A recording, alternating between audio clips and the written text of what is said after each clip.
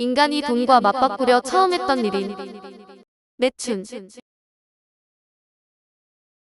사람들은 흔히 반농담조로 매춘이 가장 오래된 직업이라고 말하지만 진실을 알면 충격을 받을지도 모르는데 섹스는 인간이 돈과 맞바꾸기 위해 최초로 했던 것들 중 하나였습니다. 한 그룹의 과학자들이 원숭이들로 한 실험이 있는데 2005년에 케네스 첸이란 예일대 행동경제학자가 독특한 실험에 착수했습니다. 그는 카푸친 원숭이 한 무리를 대상으로 돈을 사용하는 법을 가르쳤는데 중앙에 구멍이 뚫린 은화 동전을 원숭이들에게 나눠주고 과일이나 젤리와 교환하는 훈련을 반복적으로 시키는 것으로 시작했습니다.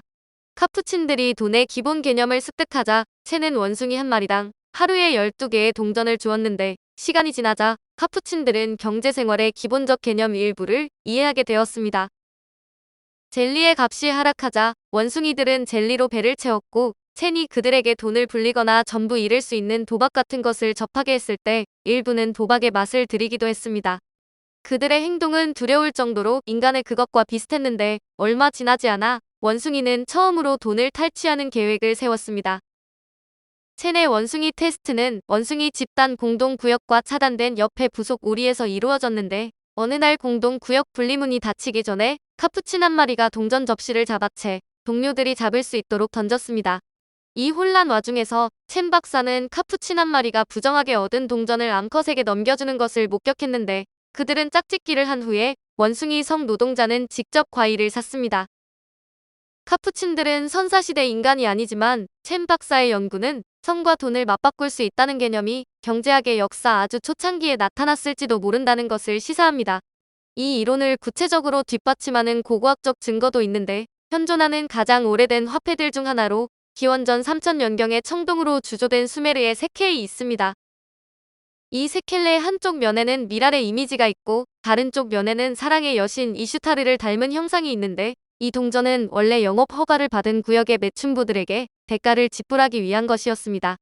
알다시피 이슈타르는 사랑을 하고 돈을 지불하는 여신인데 바빌로니아의 종교 경전에서 그녀는 나는 매춘부를 연민으로 바라보고 있노라라고 자랑스럽게 말했습니다.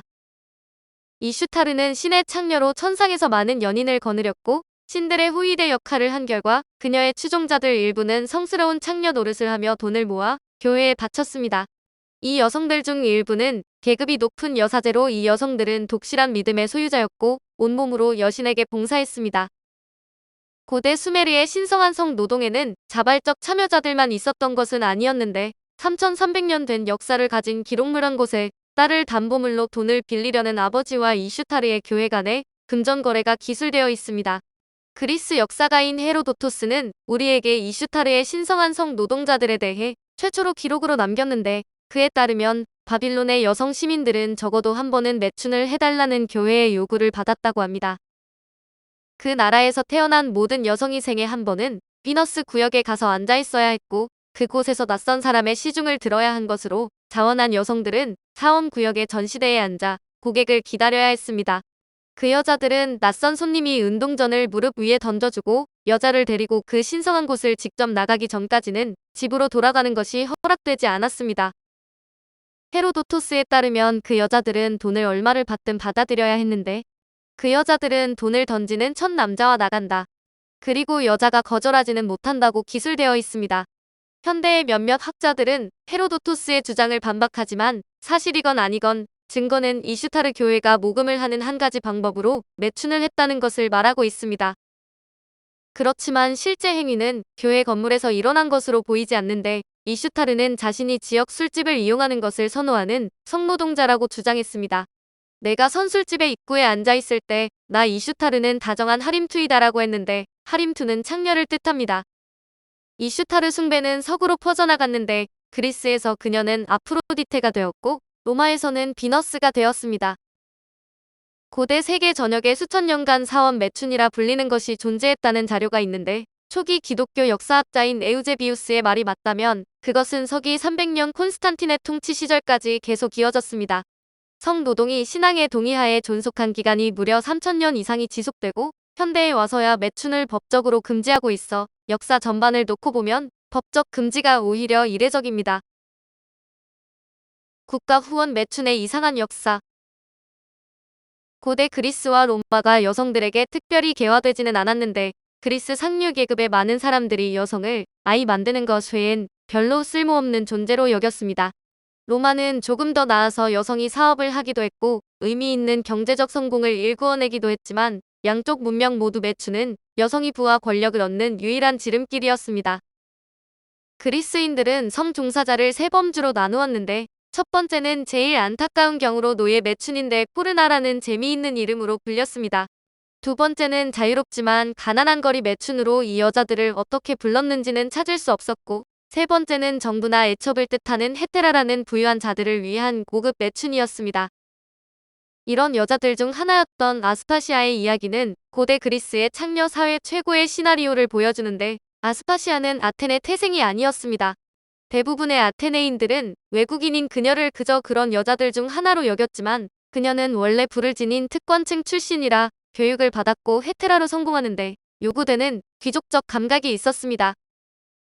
그녀는 자신만의 기교를 개발해 아테네인들의 파티에서 점점 좋은 평을 얻게 되었고 그 나라의 우두머리인 페리클레스와 통정을 하게 되었습니다. 소크라테스의 말에 따르면 아스파시아는 정치인들에게 눈요기 이상의 존재로 펠로폰네소스 전쟁 시작 무렵에 페리클레스가 한 위대한 장례식 연설의 연설문을 아스파시아가 썼다고 주장합니다. 철학의 아버지라는 소크라테스는 아스파시아가 페리클레스에게 유창함의 기술을 가르쳤다고까지 했고 페리클레스가 죽자 그곳을 떠나 또 다른 남자인 리시클레를 찾아냈고 그를 존경받는 정치인으로 변모시켰습니다. 아스파시아는 당시에 논란이 많은 인물로 플루타크는 훗날 펠로폰네소스 전쟁을 선동했다고 그녀를 비난했지만 민주주의가 세계 최초로 싹튼 나라에서 매춘 그 자체는 논란이나 불법이 아니었습니다. 비록 남자들은 사춘기가 될 때까지만 허용되었지만 아테네 법은 남자와 여자 모두 성종사자로 일하는 것을 허용했습니다. 기원전 594년에 매춘을 공식적으로 인정한 최초의 아테네 지도자는 솔론이었는데 그는 남자들이 매춘을 하다 잡혀도 간통죄가 성립되지 않는다는 선언으로 그것을 인정했습니다. 그러나 솔론은 그것에 그치지 않고 서민들이 합리적인 비용으로 성적 희열감을 느끼게 하겠다는 것을 목표로 구경 사창가를 만들었는데 고대의 작가 필레몬의 아델포이에 그것에 대한 글이 있습니다. 솔로는 아테네가 본능적인 충동과 부적절한 방향의 습관을 가진 젊은이들로 가득하자 여자들을 사서 채비를 갖추고 모두 접근 가능한 곳에 머물게 했다. 저 여자들이 알몸으로 서 있어 이것저것을 다 보라고. 어쩌면 자네는 기분이 좋지 않군. 마음이 편치 않은가 보군. 왜요? 문이 열려 있어. 잃어볼 은화야. 올라타. 새침하게 빼는 일도 없고 실없는 소리도 할 필요 없어. 그녀가 직접 울고 먹는 것도 없어. 자네는 무엇이든 원하는 대로 하면 돼. 커밍아웃 하는군. 그녀에게 지옥에나 떨어지라고 해. 그녀는 낯선 사람이야. 국가 후원 매춘은 고대 아테네 시절 이후에도 계속되었는데 5세기 무렵에는 성종사자로 일한 여성이 승승장구해 여제라는 직위까지 얻었으니 그녀의 이름은 테오도라였습니다. 로마 황제 저스티니안과 결혼하기 전에 그녀는 콘스탄티노플 거리에서 성매매를 했고 그 일을 정말 즐겼는데 역사가 프로코피우스는 이렇게 충격적인 기술을 했습니다. 그녀는 자주 10명 혹은 그 이상의 남자들과 힘과 정력의 꽃밭에서 소풍놀이를 하곤 했다. 그리고 밤새도록 그들을 갖고 놀았다. 남자들이 스포츠에 지치면 30명이 넘는 그들의 하인들에게 접근하여 한 사람씩 다시 결투놀이를 하곤 했다. 그렇게 하고도 그녀의 욕구는 가라앉지 않았다. 그들이 말하기를 그녀는 저명한 신사들의 집을 방문하면 식당방 소파에 돌출한 귀퉁이에 올라가 얼굴 하나 붉히지 않고 옷의 앞자락을 완전히 걷어 올렸다. 그리고 아무렇지도 않게 음란한 곳을 보여주곤 했다.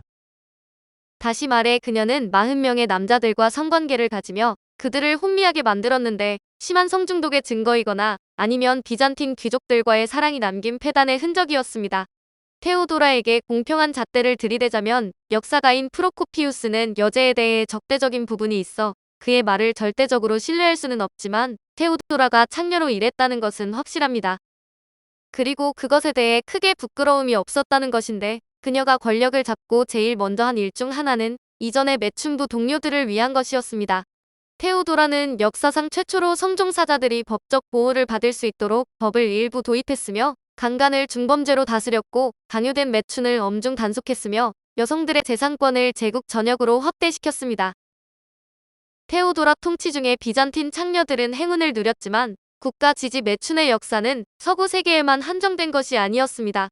고대 인도의 일부 국가 역시 최고의 미인이라는 명칭으로 모든 지역 여성들끼리 미모 경쟁을 벌이는 미인 대회를 열었는데 상을 받은 여성은 공개적으로 나가르바두, 즉 도시의 신부가 되었습니다. 이런 명예를 얻는 것은 부를 얻고 우러름을 받는다는 것을 의미했으며 동시에 충분한 대가를 지불할 수 있는 부유한 귀족들과 섹스를 하는 창녀가 된다는 것을 의미했습니다. 국가가 후원한 성업소에 언제나 여성들만 있었던 것은 아니었는데 데이비드 그린버그의 동성애의 구성에 따르면 잉카 제국의 야후요에는 여자처럼 차려입고 화장한 남자들이 가득한 업소가 있었다고 합니다. 게다가 훨씬 더 어두운 면을 보면 잉카의 종교가 어린 소년들을 입양해 여자아이처럼 옷을 입히고 구체적인 작업에 투입시키라는 지시를 내렸다는 언급이 있습니다. 당시 사제는 여자들과 섹스하는 것이 허용되지 않았지만 그들의 신은 아동 강간에는 동의한 것입니다. 불법 산업으로서의 매춘의 역사는 훨씬 더 짧은데 유럽에서 매춘을 금하는 최초의 법의 흔적을 찾으려면 스페인의 레카르드 1세로 거슬러 올라갑니다. 그는 589년에 공식적으로 가톨릭으로 개종했고 백성들이 이교도 시절에 즐긴 매응구를 엄정하게 단속하며 가톨릭의 비위를 맞추려고 했습니다. 그는 여성 성종사자들이 성매매를 하다가 잡히면 300대의 채찍형과 추방을 당하는 처벌을 내렸는데 기독교로 개종한 지 얼마 되지 않은 사회라 시민들이 새 법을 얼마나 엄격하게 준수했는지는 불분명합니다. 분명한 것은 그때까지 매춘이 국가의 지원과 종교적 보호 아래서 오랫동안 영업을 해왔다는 것인데 수백 년간 인간 사회에 존재해온 기관이 흔히 그렇듯이 그것 역시 매우 긍정적인 역할을 했습니다. 오늘은 인간이 돈과 맞바꾸려 처음 했던 1인 매춘 이야기였습니다.